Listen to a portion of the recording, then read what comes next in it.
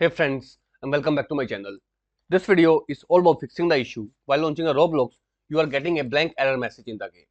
So without wasting time, let's go ahead and directly proceed with the resolution. In the first method, click on Start menu, type CMD and choose the option Run as Administrator. Now you need to type here few commands one by one. First one is netsh int ip reset.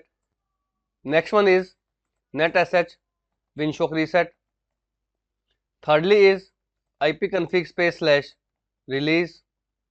Nextly is ipconfig / renew, and lastly is ipconfig / flushdns and hit the enter key.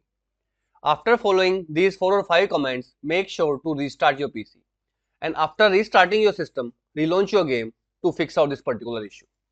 If this failed to work out, in next step you need to do a clean installation of the game, and to do so, again type cmd and choose the option Run as Administrator.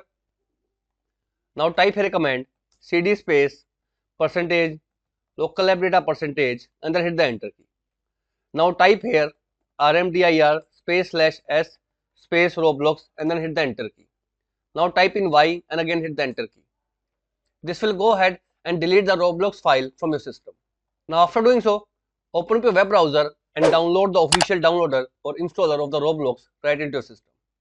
Download it into your PC. Once it is downloaded, select the installer and use the latest newly downloaded installer to install the Roblox into your system, and after that relaunch the game, and this will completely fix out your blank error message while playing the Roblox.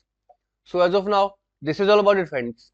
If this video works out for you, I request you to please click on subscribe button and turn on the bell notification icon to continue receiving updates from my channel. Thank you so much friends. Thank you for watching.